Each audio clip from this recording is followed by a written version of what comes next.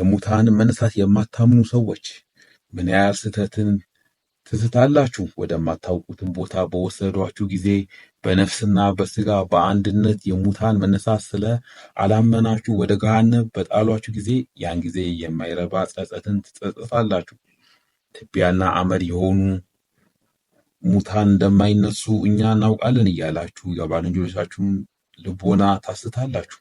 በጎንም ቢሆን ክፉንም ቢሆን እንደሰራችሁ ዋጋችሁን ትቀበላላችሁ። ስለዚህ ባልንጀሮቻቸውን ያስታሉ፣ ለሞታቸው እረፍት የለም፣ ለመቅሰፍታቸውም ኃይል የለውምና በድካማቸውም የጸኑ አልሆኑምና በእግዚአብሔር አደባባይም ይቆሙ ዘንድ አላቸውና በመዓቱም በሚገሥጻቸው ጊዜ ክፉ ስለ አደረጉ በሚቆጣቸው ጊዜ እጅግ ያፍራሉ። የእግዚአብሔርን መንገድ ሳያውቁ ይናገራሉና ከየት እንደመጡም አያውቁምና የሚሄዱበትንም ገሃነም አያውቁም። ቁጡዎች በስራቸው ጠማሞችና ክፉዎች ስለሆኑ እንደ ልቦናቸው ጥመት ለባልንጀሮቻቸው ያስተምራሉና ትንሣኤ ሙታንን የለም እያሉ ጠማማ ነገርን የሚያስተምሩ ናቸውና ያን ጊዜ ሙታን እንደሚነሱ ያውቃሉ። ለሰው ልጆች ወገን ሁሉ የሚሆኑትን የሙታን ትንሣኤ ስላላመኑ እንደሚፈረድባቸው ያውቃሉ። ሁላችን የአዳም ልጆች ስለሆንን በአዳም ምክንያት ሞተናልና ሁላችንም በአባታችን በአዳም ስህተት ከእግዚአብሔር ዘንድ የሞት ፍርድ አግኝተናልና ዳግመኛም በሰራነው ስራችን ፍዳችንን እንቀበል ዘንድ ከዚያ ከአባታችን ከአዳም ጋር እንነሳለን።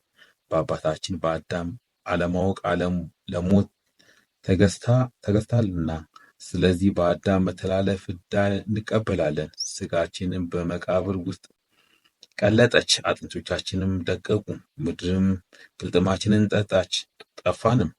ደም ግባታችንን በትቢያ ጠፋ፣ ስጋችን በመቃብር ተቀበረ፣ ያማረ ቃላችን በመሬት ተቀበረ።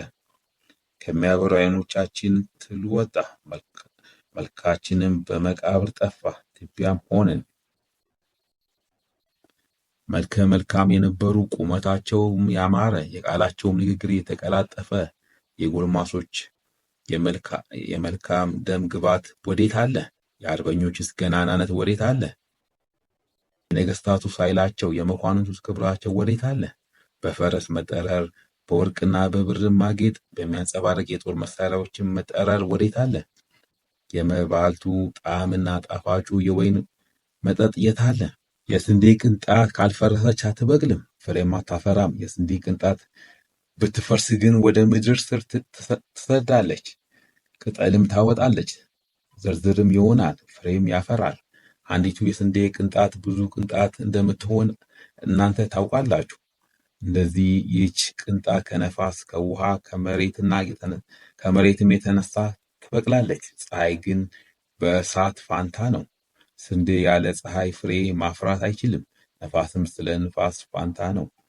ያለ ነፋስም ስንዴ ማፍራት አይችልም። ውሃውም ምድርን ያጠጣል ያረካታልም። መሬትም ውሃን ከጠጣች በኋላ ስርን ታስገኛለች፣ ጫፏን ወደ ላይ ከፍ ከፍ ትላለች። እግዚአብሔርም የባረካት ያህል ታፈራለች። የስንዴ ቅንጣት ግን እግዚአብሔር የፈጠራት ነባቢት ነፍስ ያደረችበት የአዳም አምሳል ነች። የወይን ግንድም እንደዚህ ውሃ ይጠጣል፣ ስርም ይሰዳል። ቀጫጭኑ የስሩ ገመድም ውሃን ይስባል፣ ውሃዋንም ወደ ቅጠሎች ጫፍ ያወጣታል። ከእግዚአብሔር የተገኘ ጠል ረጃጅም የሐረጎች ጫፎች ያጠጣቸዋል። በፀሐይም ሙቀት ይዘረዝራል። በእግዚአብሔር ፈቃድ ፍሬን ያፈራል፣ ልብን ደስ የሚያሰኝ በጎ መዓዛንም ያደርጋል። በበሉትም ጊዜ እንደማያስርብ እህል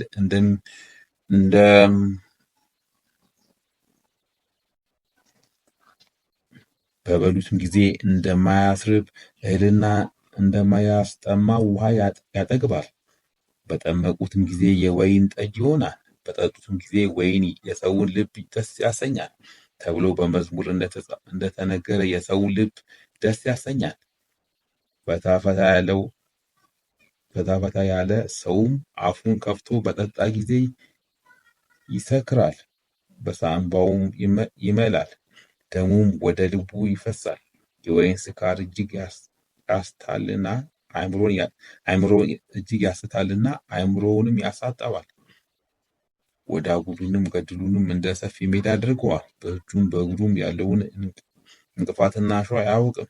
እግዚአብሔርም ፈቃዱን በሚያደርጉና የሙታን ትንሣኤ በሚያምኑ ስሙ ይመሰገን ዘንድ በወይን ግንድና በፍሬዋ እንዲሁ አደረገ። የሙታንን መነሳት የሚያምኑትም በሕይወት ማደሪያ ደስ ያሰኛቸዋል። የሙታንን መነሳት የማታምኑ ሰዎች ምን ያህል ስህተትን ትስታላችሁ! ወደማታውቁትም ቦታ በወሰዷችሁ ጊዜ በነፍስና በሥጋ በአንድነት የሙታን መነሳት ስለ አላመናችሁ ወደ ገሃነም በጣሏችሁ ጊዜ ያን ጊዜ የማይረባ ጸጸትን ትጸጸታላችሁ። ትቢያና አመድ የሆኑ ሙታን እንደማይነሱ እኛ እናውቃለን እያላችሁ የባልንጀሮቻችሁን ልቦና ታስታላችሁ። በጎንም ቢሆን ክፉንም ቢሆን እንደሰራችሁ ዋጋችሁን ትቀበላላችሁ። ስለዚህ ባልንጀሮቻቸውን ያስታሉ፣ ለሞታቸው እረፍት የለም፣ ለመቅሰፍታቸውም ኃይል የለውምና በድካማቸውም የጸኑ አልሆኑምና በእግዚአብሔር አደባባይም ይቆሙ ዘንድ አላቸውና በመዓቱም በሚገሥጻቸው ጊዜ ክፉ ስለ አደረጉ በሚቆጣቸው ጊዜ እጅግ ያፍራሉ። የእግዚአብሔርን መንገድ ሳያውቁ ይናገራሉና ከየት እንደመጡም አያውቁምና የሚሄዱበትንም ገሃነም አያውቁም። ቁጡዎች በስራቸው ጠማሞችና ክፉዎች ስለሆኑ እንደ ልቦናቸው ጥመት ለባልንጀሮቻቸው ያስተምራሉና ትንሣኤ ሙታንን የለም እያሉ ጠማማ ነገርን የሚያስተምሩ ናቸውና ያን ጊዜ ሙታን እንደሚነሱ ያውቃሉ። ለሰው ልጆች ወገን ሁሉ የሚሆኑትን የሙታን ትንሣኤ ስላላመኑ እንደሚፈረድባቸው ያውቃሉ። የሙታንን ትንሣኤ ካላመንክ ሳይወለዱ ነፍሳት በክረምት ምን ያህል እንደሚነሱ ስማ። ቀድሞ እፍ እንዳለባቸው የእግዚአብሔር መንፈስ በእነርሱ ላይ ያርፋልና እንዲሞቱም ቀድሞ በቃሉ ያዛቸዋል። ሥጋቸው ፈርሶ ሳለ እርሱ እንደወደደ ይነሳሉ፣ ዳግመኛም ይታደሳሉ። ዳግመኛም ዝናብ በሚወርድ ጊዜ ምድርንም በሚያረካት ጊዜ ይነሳሉ፣ ቀድሞም እንደተሰራላቸው ይኖራሉ።